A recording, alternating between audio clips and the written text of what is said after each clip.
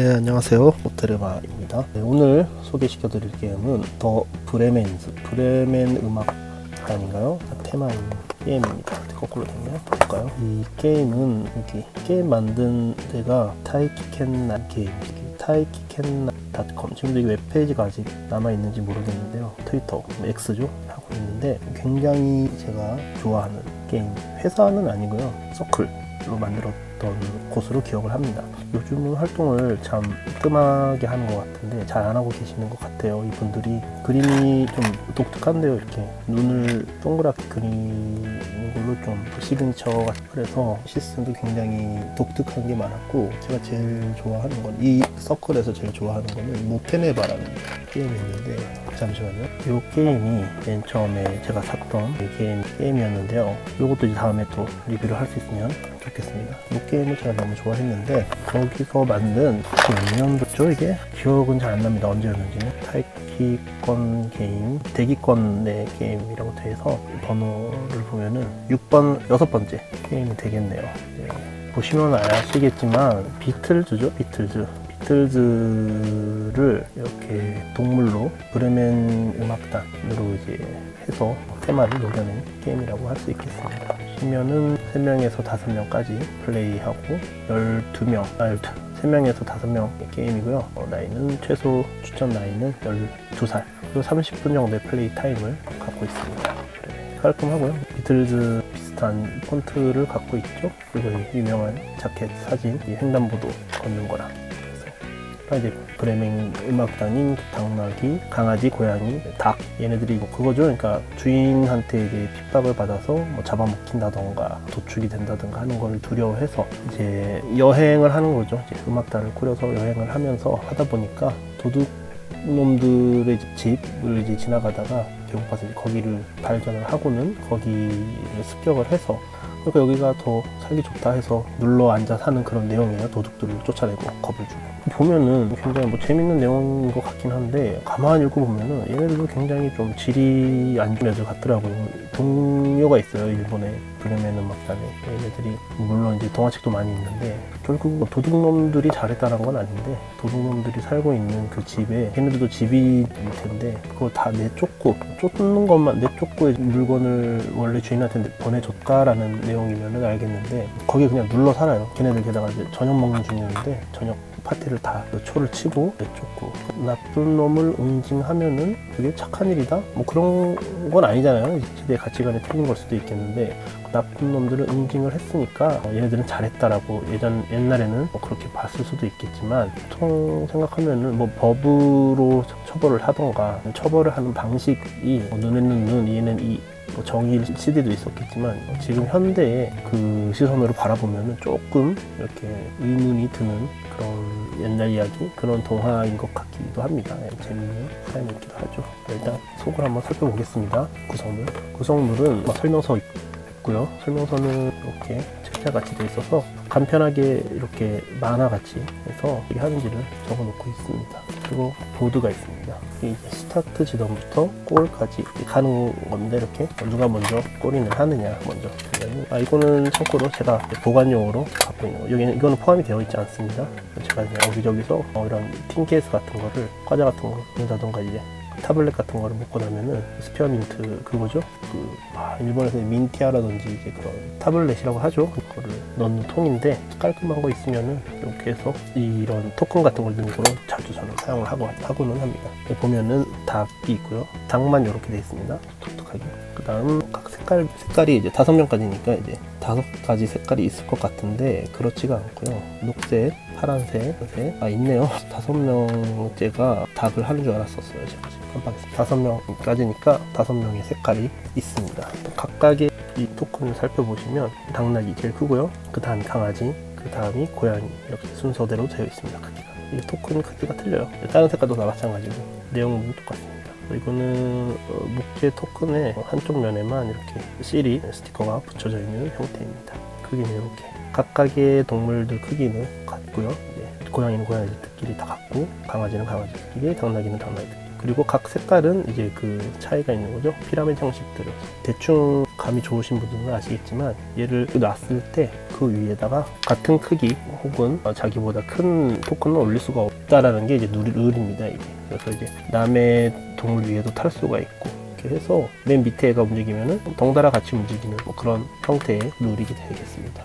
게임 형식은 간단한데요. 일단 그렇죠. 네모부터 일단 보는 거죠. 그 토큰이 이제 각 토큰이 3개씩 5색 있고요. 그 다음이 숫자 카드가 있습니다. 1부터 7까지 쓰여진 카드가 있죠. 이렇게 1부터 7까지 쓰여진 카드가 각 색깔별로 7장 있고요. 스페셜 카드가 7장이 있습니다. 스페셜 카드는 오렌지 색깔. 이거는 이제 0 카드라던가 1에서 5까지 아무거나 사용할 수 있는 카드. 이것도 9이란 카드네요. 0이 아니었구나. 여기 써 있습니다. 6인데 9이랑 카드랑 쉐이크 카드. 여기 있는 숫자랑 이거 틀립니다. 그래서 이제 나중에 룰 설명은 간단하게 하던가 생략을 할 텐데, 세븐 카드는 이제 7이랑 카드죠. 있고 이런 게 이제 5장이 있고, 그 다음 동물 카드가 이렇게 있었잖아요. 숫자 카드가 있고, 그 다음은 이제 동물 카드 말만큼이죠. 그러니까 그만큼의 카드가 각각 3장씩 또 있습니다. 그러니까 플레이어별로 갖는 카드는 동물 카드 3장이랑 숫자 카드 7장, 그래서 10장씩이 되겠고요. 스페셜 카드가 7장, 이런 게 이제 7장이 있습니다. 이렇게 1이 5가 된다라던가, 이거 플레이어 카드죠. 이렇게 있고, 카드가 그럼 총 몇 장이냐? 35장에 7장에 5장, 57장이 되겠네요. 그 다음에 디아토리 닭 카드가 있습니다. 닭 카드는 닭 카드도 있어가지고, 닭 카드는 이제 닭이 움직이는 거죠. 닭 카드는 이제 누가 한 번 내면은 이제 그건 이제 다음 사람이 갔나 아마 그래. 닭 카드가 한 장이 있고, 그러면 총 지금 몇 장이죠? 58장이 되네요. 58장의 카드가 있고, 아까 보여드렸던 이 닭 토큰도 하나 있습니다. 제일 위에 오는 애, 그리고 얘가 있으면은 그 밑에 애들은 이제 움직이지 못한다던가 그런 페널티가 있었던 것 같습니다. NPC입니다. NPC. 그리고 설명서에는 이제 스티커가 들어있다고 합니다 라고 써있는데, 제가 붙인 거네요. 제가 붙였습니다. 이거를 붙여서 나온 게 아니라 여기다 제가 떼서 스티커를 떼서 붙였습니다. 그리고 독특한데 배지가 하나 있습니다. 배지. 뭐 어디 패션으로 써도 되긴 하는데, 선플레이어를 하는 용도로 썼었던 것 같습니다. 기발하죠. 배지로 이런 거를 만들 생각을 했습니다. 이거는 이제 디자인도 얼핏 보면 비틀즈 같은데 브레미즈라는 해서 이렇게 꾸며져 있습니다. 이렇게만 보면 너무 간단하니까 한번 볼까요? 대충 설명을 이렇게 보던가. 그리고 이게 당시 포스터였네요. 포스터인데 이 포스터 뒷면이 설명서 제일 첫 장과 똑같죠? 완전 이제 표지. 이거는 이제 박스 표지고, 보면은 담당 색을 정하고 이제 3개의 말을 갖고 이제 스타트 지점에 놓는다고 합니다. 이렇게. 그리고 이제 닭은 여기 있네요. 맨 처음에 이제 닭 토트넘기다가 놓고, 요게 이제 스타트 지점입니다. 시작이고. 이걸 하나씩 갖고, 아까 얘기했던 10장의 카드랑 스페셜 카드를 한 장을 이제 랜덤하게 잡고, 이제 첫 카드는 첫 플레이어가 이제 일본에서는 오야라고 합니다. 오야가 이제 그 사람이 이제 내가 오야다 해서 이 배지를 놓고 니아토리를 추가로 받습니다. 그러니까 11장이 되는 거죠. 근데 니아토리 뒷면을 보면은, 닭 뒷면을 보면은 동물 카드랑 같습니다. 그래서 같지가 않구나. 같지가 않습니다. 동물 카드랑 같은 색깔은 같은데 닭 카드라는 걸 알 수가 있네요. 갖고 있습니다. 그래서 첫 카드는 어떻게 하느냐, 이거를 숨겨서 내는 거예요. 그래서 뭘 낼지 숫자를 숫자를 이렇게 감춰서 내는 거죠. 1부터 7까지 있으니까 7번밖에 못 내는 거죠. 다시 바뀌던가 아마 그랬었던 것 같아요. 한 번에 하나 둘 셋 해서 내는 거죠. 그래서 비교해서 가장 큰 숫자를 낸 사람이 니아토리 카드, 잠시만요. 니아토리를 갖고 있고, 가운데에다 니아토리를 갖고 놓고 이제 하나 둘 셋 해서 이제 가장 큰 사람이 이 카드를 가져가게 된다고 합니다. 자신 앞에 카드는 보이게 언제든지 놓을 수 있게, 쓸 수 있게. 그리고 이제 스타트 플레이어가 이제 동물 카드를 내는데, 숫자 카드랑 동물 카드를 함께 내서 이동을 한다고 합니다. 고양이를 5칸 움직인다던가. 대신 가장 큰 숫자를 낸 사람은 움직일 수가 없다고 합니다. 대신 숫자 카드에 보면은 숫자만 낸 거라. 전에 봤던 숫자 카드를 한번 보겠습니다. 숫자 카드를 딱 보면은 봐야겠네요. 이제 얘는 7 카드고 얘는 3 카드고 6 카드고 이렇게 있는데, 보면은 여기 밑에 닭이 말하고 있는 숫자는 틀립니다. 5는 2고 1은 4고 6은 2, 7은 1, 이런 식으로 이제 이 숫자랑 이 카드 자체의 숫자랑 닭이 말하고 있는 숫자가 틀린데, 제일 큰 숫자를 낸 사람, 빨간색 카드 7을 내고 검은색 사람은 이제 2를 냈을 때, 얘는 이제 못 움직이는 거죠. 빨간색은 제일 큰 숫자를 냈으니까. 7이 아니더라도 마찬가지죠. 그러니까 3을 내더라도 6을 냈다고 칩시다. 6하고 2 했을 때 6이 큰 숫자니까 6을 낸 사람은 움직이지 못하고 얘가 이제 움직이는 거죠. 뭐랑 냈냐에 따라서 강아지랑 2를 냈으면 강아지를 2칸 간다 이렇게 하는데, 얘는 강아지랑 6을 내 송아와 당나귀랑 6을 내 못 가는 거죠. 제일 큰 숫자를 했으니까. 그 대신 이 닭 토큰을 닭이 말하는 만큼 움직일 수 있다는 거예요. 얘는 못 자기 말은 못 움직이지만 얘를 움직여서 방해를 할 수 있는 거죠. 고양이가 먼저 2칸을 갔다. 그러면 고양이 위에다 딱 가기 전에 순서에 따라서 딱 올리면은 고양이는 이제 움직이고 싶어도 못 움직이게 되는 거죠. 순서가 이렇게네요. 이렇게 지금 보려고 있었는데 이렇게네요. 처음부터 숫자를 내고, 그래서 이제 제일 큰 숫자를 낸 사람은 닭 카드를 가져가고, 그 다음부터 이제 스타트 플레이어부터 동물 카드를 내면서 이제 동물 카드에 맞는 숫자를 내가는 거죠. 제일 큰 숫자를 내고 그 다음부터 시계 방향으로 다들 하는 겁니다. 아까 얘기했던 룰입니다. 자기보다 큰 쪽은 갈 수 있다. 이렇게 있다고 쳤을 때 검은색 얘가 이렇게 있으면 검은색 얘는 여기도 갈 수 있고, 한 칸이면 여기 가면 되고, 2칸이면은 이렇게 가면 된다. 뭐 이런 말이 되겠죠. 3칸이면은 뛰어 넘어가는 거고. 그리고 자기랑 똑같거나, 이 파란색 같은 경우는 자기랑 똑같은 당나귀에는 올라탈 수 없는 거죠. 그리고 당나귀가 여기다고 쳤을 때 당나귀가 강아지 위에 탈 수도 없는 거죠. 할 수 없다 하는 겁니다. 그렇게 해서 점점 이제 낼 거 아니야. 내면은 카드는 7장이 있는데 숫자 카드는 7장 있지만 캐릭터 카드, 동물 카드는 3장씩 갖고 있으니까 그걸 하다 보면은 동물 카드는 한 번씩 내서 옆에다 이제 한 번은 이제 엎어 놓는 거예요. 이제 앞에 놓는 거예요. 하나씩 썼다, 그럼 얘 쓴다, 그 다음 얘 쓴다 해서 손에 갖고 있다 하나씩 내는 거죠. 그래서 다 내면은 또 딱 한 번에 다시 들어와서 리셋이 되는 거예요. 숫자 카드도 이제 한 번씩 낸 거는 다 쓸 때까지 다시 쓸 수 없는 거죠. 그래서 낼 때마다 자기 앞에다 쌓아 놓는다고 합니다. 다음번에 이렇게 갖고 있다가 낼 때는 하나 둘 셋 해서 낸 다음에 3을 냈을 경우는 그렇게 해서 놓다 보면은 맨 마지막에 낸 카드는 이렇게 나온 거겠죠.